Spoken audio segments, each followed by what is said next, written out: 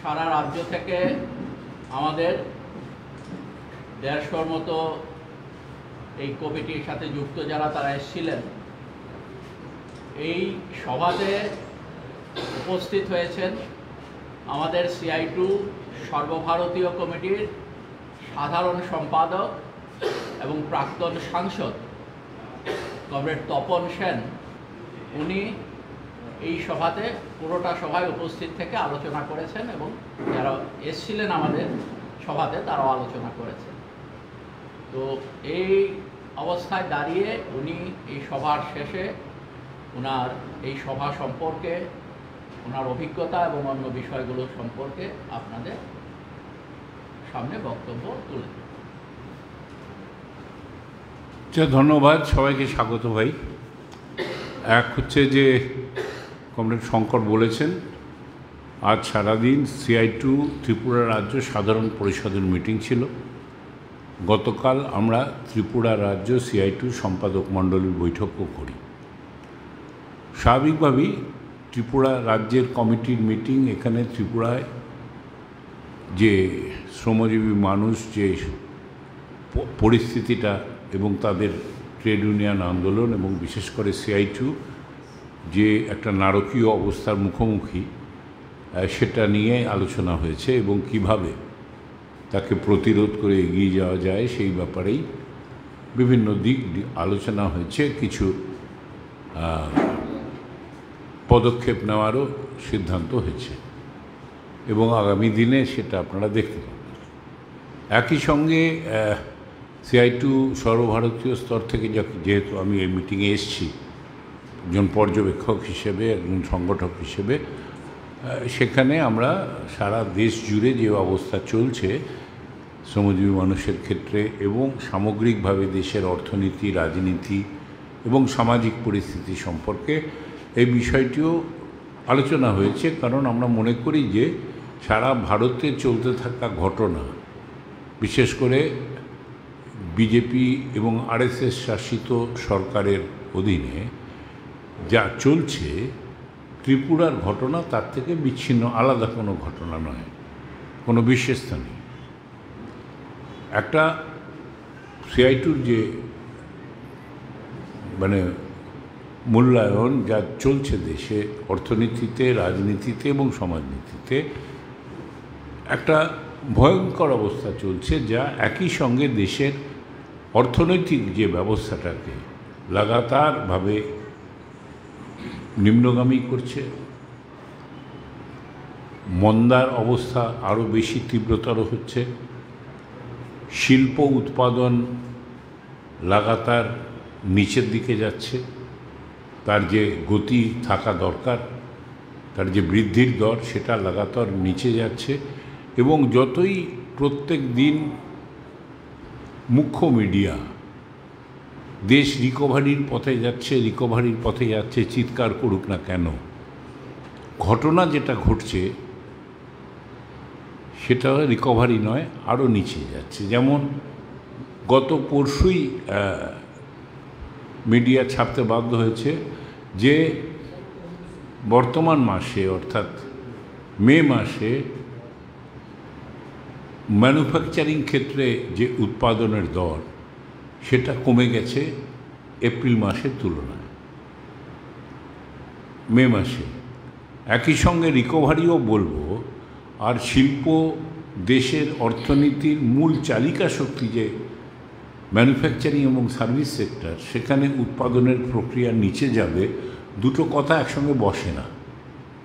আসলে এই বিজেপি সরকারের প্রক্রিয়াটাই এটাই, একেবারে গোয়েবেলসীয় কায়দায় যত মিথ্যা প্রচার করা যায় এবং মানুষকে এটাতে অভ্যস্ত করে তোলা, এই জায়গায় তারা করার চেষ্টা করছে এবং ভয়ঙ্কর জায়গায় যাচ্ছে। কৃষি এখনও সংকটের মধ্যে। ব্যাপক উৎপাদন করেও কৃষিতে যখন কৃষকরা দাম পাচ্ছে না, তখন বাধ্য হয়ে কৃষকরা কৃষি কাজ ছেড়ে চলে যাচ্ছে শহরে শ্রমিক হওয়ার আশায়, আর জমি ট্রান্সফার হয়ে যাচ্ছে বড় বড় ল্যান্ডলর্ড এবং কর্পোরেট ল্যান্ডলর্ডদের হাতে, যেটা চাইছিল মোদি এই 3টে কৃষি কানুনের মধ্যে দিয়ে, সেই দিকে ওরা ঘুরিয়ে এই ব্যবস্থাটা তৈরি করার চেষ্টা করছে। শিল্পের ক্ষেত্রেও ভয়ানক অবস্থা, এবং যার ফলে দেখা যাচ্ছে যে বিভিন্ন রিপোর্টে অক্সফাম বলুন, সিএমআই বলুন, যে স্থায়ী শ্রমিকের সংখ্যা লাগাতার কমছে, তীব্র গতিতে কমছে, জায়গাটা নিচ্ছে ঠিকা মজদুর। এবং এছাড়াও এখন ঠিকা মজদুর পেরিয়ে এখন ট্রেনিজ, অ্যাপ্রেন্টিস, এই স্কিল ডেভেলপমেন্টের নাম করে এরা লোক পাঠাচ্ছে, যাকে মূলত উৎপাদনেই কাজ করছে, ফুল ফ্লেজেড শ্রমিকদের মতনই কাজ করছে, কিন্তু ন্যূনতম বেতনও পাচ্ছে না, স্টাইপেন্ডের নামে কিছু পাচ্ছে। আর এর চেয়ে বেশি কিছু দাবি করতে গেলে তাদের ট্রেনিং পিরিয়ড ডিসকন্টিনিউ করে বিনা সার্টিফিকেট বিদায় করে দেবো ধমকি দেওয়া হচ্ছে। একটা নরকীয় অবস্থা শ্রম জগতে এটা রাখার চেষ্টা করছে। আর একই সঙ্গে আইন কানুন পাল্টে লেবার কোড পাস করিয়েছেন, এখনও নোটিফাই করা সাহস পাচ্ছেন না সর্বভারতীয় ক্ষেত্রে ব্যাপক আন্দোলনের জন্য, কিন্তু ঘুরিয়ে বিভিন্ন রাজ্য সরকারকে দিয়ে ওরা এই আইন বদলানোর চেষ্টা করছেন। কর্ণাটকে 8 ঘন্টার সময়কে, কাজের ঘন্টাকে 12 ঘন্টা করে আইন পাস করিয়েছেন জবরদস্তি। কর্ণাটকের শ্রমিকরা নির্বিশেষে CITU, IN2C সবাই মিলে 23শে মার্চ কমসে কম 2000 মাল্টিন্যাশনাল কোম্পানি এবং বড় হাই ইল্ডস ফ্যাক্টরিতে ব্যাপক ধর্মঘট করেছেন। আইনটা রয়ে গেছে, কিন্তু এখন ফ্যাক্টরি সেক্টরে ওই আইনটা লাগু করার সাহস পাচ্ছেন না মালিকেরা, কারণ শ্রমিকেরা বলে দিয়েছে এইসব করতে গেলে তোমার ফ্যাক্টরি চলবে না, বন্ধ করি। এই জায়গায় দাঁড়িয়ে ব্যাপারটা দাঁড়িয়ে আছে, এবং এই চেহারাটাই কিন্তু ত্রিপুরায় প্রতিফলিত হচ্ছে অন্য চেহারায়। এই জায়গাটাকে বজায় রাখার জন্য যেমন জাতীয় ক্ষেত্রেও পলিটিক্যাল অ্যাডমিনিস্ট্রেশন, যেখানে সাংবিধানিক ব্যবস্থাগুলোকে ইগনোর করে একটা স্বৈরাচারীকরণের জায়গায় তারা সব ঠেলে দিচ্ছে, আর নানা ধরনের যে সরকারি মেশিনারি ব্যবহার করে বিরোধীদের আতঙ্কিত করার চেষ্টা চলছে, ঠিক একই কায়দায় এখানেও একটু অন্যভাবে ব্যাপক হিংসার মধ্যে দিয়ে তারা ওই কর্পোরেট শ্রেণীর সেবা দদস্ত করে চলেছেন। এবং বিশেষ করে গত অ্যাসেম্বলি ইলেকশনের পরে গত 5 বছরের রাজত্বে যখন 11% উপরে ভোট কমে গেছে, নেহাত ত্রিপক্ষীয় কন্টেস্টের জন্য তারা তালিগোলে সরকার বানিয়ে ফেলেছেন খুবই কম মার্জিনে, কিন্তু জনগণ থেকে তাদের ক্রমবিচ্ছিন্নতাটা সামনে এসে গেছে। এবং এর ফলে আরও মরিয়া হয়ে ইলেকশন রেজাল্ট বেরোনোর পর থেকে ব্যাপক হামলা তারা শুরু করে দিয়েছেন। বিশেষ করে CITU এই হামলার একেবারে কেন্দ্রবিন্দুতে। অফিস জ্বালিয়ে দেওয়া হচ্ছে, আগুন লাগিয়ে দেওয়া হচ্ছে, এমনকি যে সাধারণ শ্রমিকরা তাদের কাজের ক্ষেত্রে, অর্থাৎ হাতে না মেরে ভাতে মারার ব্যবস্থা, তার অটো জ্বালিয়ে দিচ্ছে। সে একটা দোকান চালাচ্ছিল, দোকানটাকে তুলে দিয়েছে ভাঙচুর করে। ট্রান্সপোর্ট যাদের অটো জ্বালায়নি তাদের নামতে দিচ্ছে না রাস্তায়, কিংবা তাদের বলছে তুমি ইউনিয়নে থাকলে তাহলে তুমি আর গাড়ি চালাতে পারবে না। এই করে একটা ভয়াবহ সন্ত্রাস এবং আতঙ্কের বাতাবরণ তৈরি করেছেন। ইউনিয়নের স্বাভাবিক কাজকর্মগুলোকে করতে দেওয়ার জন্য পদে পদে বাধা তৈরি করে দিচ্ছে, শারীরিকভাবে আক্রমণ এবং নির্যাতনের শিকার করেছেন। যে প্রক্রিয়া সন্ত্রাস চলছে, এটা কোনো সভ্য গণতান্ত্রিক সমাজে কোনো সভ্য শিক্ষিত লোক এই জিনিসকে অ্যালাউ করতে পারে না। তা সত্ত্বেও তারা চালিয়ে যাচ্ছে, এবং আমরা বিশ্বাস রাখি, আমরা এই 2 দিনের মিটিংয়ে আলোচনা করেছি যে এই জায়গায় দাঁড়িয়ে মানুষ মেনে নেবে না, এবং যেখানে যেখানে সংগঠিত উদ্যোগ না যাবে সেখানে তারা পিছু হাঁটতে বাধ্য হবে। আমরাও নিশ্চিত যে ওরা এভাবে চালাতে পারবে না। এটার বিরুদ্ধে প্রতিরোধ গড়ে তোলার লক্ষ্যে CITU অন্য সমস্ত গণতান্ত্রিক এবং প্রগতিশীল শক্তিগুলোকে সঙ্গে নিয়ে তারা কাজ করবে। এদিকে আমরা করতে দেব না। এইটা সিদ্ধান্ত হয়েছে। কারণ হিটলার মুসোলিনি কতদিন বেঁচে ছিলেন, কতদিন টিকে ছিলেন। তারা যখন দাপাদাপি শুরু করেছিলেন তখন মনে হয়েছিল যে এটাই বোধহয় শেষ অবস্থা, এটাই শেষ কথা, কিন্তু হয়নি তো। দ্বিতীয় বিশ্বযুদ্ধ শেষের সঙ্গে সঙ্গে তারাও ফ্যাসিবাদ নাজিবাদ দুটোই গুটিয়ে গিয়েছিল। এরকমই পাশবিক বর্বরতা রাজনৈতিক প্রশাসনের ক্ষেত্রে এটা বেশি দিন চলে না, ইমার্জেন্সি চলেনি, এরা চালাতে পারবে না, একটু সময় নিচ্ছে।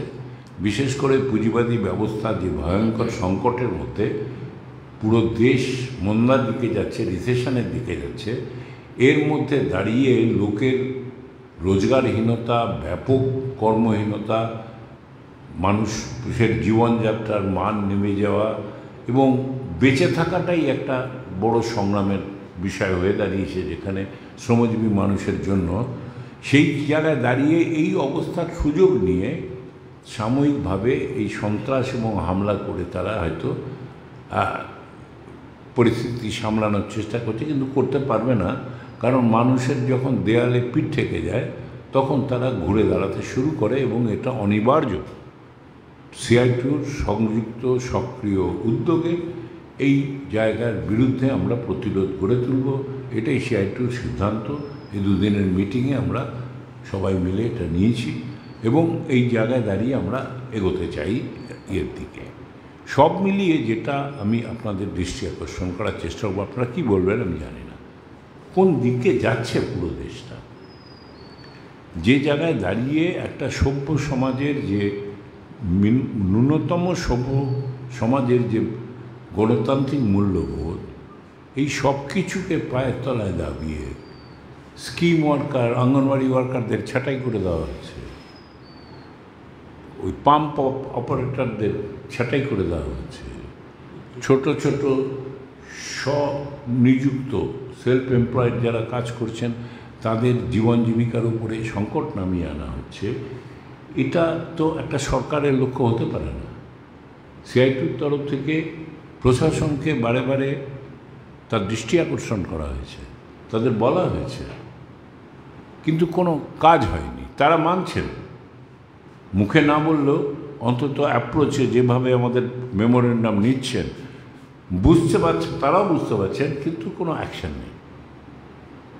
অর্থাৎ এই অসামাজিক প্রশাসনের সর্বোচ্চ মঞ্চ থেকে চূড়ান্ত অসামাজিক সমাজবিরোধী প্রক্রিয়ায় হামলা চালাবে, এটা চলতে থাকবে। এই জায়গায় দাঁড়িয়ে এটা একটা কঠিন সংকটের সময়, এবং এটাই কিন্তু শাসক শ্রেণীর বা শাসক বর্গের এটা দুর্বলতাকেই পরিলক্ষিত করে, প্রতিফলিত করে, তার সবলতাকে নয়। ক্রমাগত জনবিচ্ছিন্ন হওয়ার প্রক্রিয়ায় তারা এটা করছেন এবং এই জন্য দেশের শ্রমজীবী মানুষ সংগঠিতভাবে এটার বিরুদ্ধে প্রতিরোধ করবে। শুধু এ রাজ্যে নয়, সারা রাজ্যেই, সারা দেশেই জায়গায় জায়গায় এর বিরুদ্ধে প্রতিরোধ গড়ে উঠেছে এবং যেখানে যেখানে প্রতিরোধ গড়ে উঠেছে সেখানে সেখানে সরকারকে পিছু হটতে হয়েছে। যেমন ইলেকট্রিসিটি ক্ষেত্রে নিজীকরণ বিতরণ ব্যবস্থা, সর্বশেষ মহারাষ্ট্রে পিছু হটতে হয়েছে। যোগী আদিত্যনাথের ইউপিতে পিছু হটেছে। চণ্ডীগড়ে ইউনিয়ন টেরিটরি সরকারকে পিছু হটতে হয়েছে, তারা প্রাইভেটাইজ করতে পারেননি। পন্ডিচেরিতে পিছু হটতে হয়েছে, তারা করতে পারেননি। এমনকি জম্মু কাশ্মীর সেখানেও পিছু হটেছেন আন্দোলনের মধ্যে দিয়ে। কয়লা শিল্পে তারা ফিক্সড টার্ম এমপ্লয়মেন্ট এই অগ্নিবীরের প্যাটার্নে চালু করতে চেয়েছিলেন। কয়লা শ্রমিকরা ধর্মঘটের ধমকি দিয়েছেন, ধর্মঘট করতে হয়নি, তারা কথা দিয়ে তারা পরের বোর্ড মিটিংয়ে সে সিদ্ধান্তকে প্রত্যাহার করে নিয়েছেন। বিভিন্ন পাবলিক সেক্টরে যেখানে ওরা ওই বিক্রি করার জন্য বেসরকারিকরণের জন্য কদম উঠিয়েছেন, সেখানে যেখানে যেখানে শ্রমিক কর্মচারীরা ঘোষণা করেছে যে দিল্লিতে বসে বিজেপি সরকারের সঙ্গে কোনো কর্পোরেটের ডিল হতে পারে, কিন্তু এইখানে কারখানায় তো ঢুকতে হবে, আমরা ঢুকতে দেব না, শ্রমিকদের মৃতদেহের ওপর থেকে দিয়ে তোমাকে ফ্যাক্টরিতে ঢুকতে হবে। এখনও পর্যন্ত অধিকাংশ জায়গায় ইউআই দেওয়ার পরও খদ্দের আসছে না, অর্থাৎ কেনার লোক আসছে না। আর সেই জন্য তারা নতুন পদ্ধতি নিয়েছেন, সরকার বিনে পয়সায় পাবলিক সেক্টরগুলোকে প্রাইভেট সেক্টরকে দিয়ে দেওয়া 30-35 বছরের লিজে। বিশেষ করে কাজটা শুরু হয়েছে পরিষেবা ক্ষেত্রে। ন্যাশনাল হাইওয়ে এখনও যে আপনাদের তৈরি হচ্ছে, তৈরি হয়ে যাওয়ার পরে কোনো প্রাইভেট কর্পোরেটকে লিজে দিয়ে দেওয়া হবে, সে টোল বসাবে, পয়সা ওঠাবে 30 বছর ধরে, তারপর সরকারকে ফেরত দেবে। ইলেকট্রিসিটি পাইপলাইন, যে transmission line, petroleum supply, gas pipeline, এই সবগুলোই, এই যে ইনফ্রাস্ট্রাকচার, রেলওয়ে, টেলিকম সিস্টেম, এই সবটাই ওই মানিটাইজ করার নাম করে দীর্ঘমেয়াদী লিজে কর্পোরেটকে দিয়ে দেওয়া হচ্ছে ভার্চুয়ালি বিনা পয়সায়। তার কারণ ওইগুলোই প্রাইভেটাইজ করার উদ্যোগ নেওয়া হয়েছিল, ক্লিক করেনি, খদ্দের আসেনি, কারণ শ্রমিকেরা বলেছিল ঢুকতে দেবো না, যেটা মহারাষ্ট্রে ইলেকট্রিসিটিতে করতে পেরেছে বা বিভিন্ন জায়গায় করতে পেরেছে। সুতরাং আরেকটা নতুন প্রতিরোধ সারা দেশের শ্রমিক আন্দোলনেই তার সম্ভাবনা গড়ে উঠছে, যে এই মানিটাইজেশন প্রক্রিয়াতেও আমরা তোমাদের ঢুকতে দেবো না। এই জায়গায় যাচ্ছে ধীরে ধীরে, তার প্রস্তুতি সারা দেশ জুড়ে CITU এবং অন্যান্য কেন্দ্রীয় সংগঠনগুলো নিচ্ছেন। তারা সংযুক্তভাবে কর্মসূচি নিয়েছেন যে এই দেশ বিরোধী, বিনাশকারী অর্থনৈতিক এবং স্বৈরাচারী রাজনৈতিক নীতিকে আমরা প্রতিরোধ করব প্রতি পদে, কিছুতেই দেশে সর্বনাশ করতে দেব না। এটাই সংযুক্ত ট্রেড ইউনিয়ন মঞ্চের এটাই সিদ্ধান্ত, এবং তাদের স্লোগান হচ্ছে দেশ বাঁচাও, জনতা বাঁচাও, তাহলেই শ্রমিকদের অধিকার বাঁচবে। এই জায়গায় দাঁড়িয়ে এই করছে, এবং সেই স্পিরিটকে নিয়েই ত্রিপুরার শ্রমজীবী মানুষ এইখানকার এই নারকীয় পাশবিক অত্যাচারকে প্রতিরোধ করে শ্রমজীবী মানুষের আন্দোলনকে এগিয়ে নিয়ে যাবে। সভ্য, মূল্যবোধ সম্পন্ন একটা বাতাবরণ ত্রিপুরাতে প্রতিষ্ঠিত করবে, এই দায় নিয়েই দেশের, এই রাজ্যের শ্রমিক শ্রেণী আগামী আন্দোলন লড়াইয়ের পরিকল্পনা করছে। ধন্যবাদ।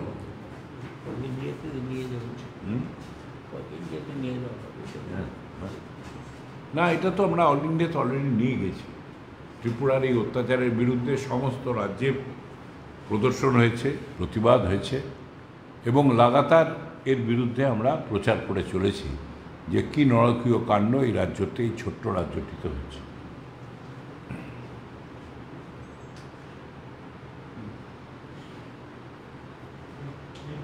আছে কিছু প্রশ্ন?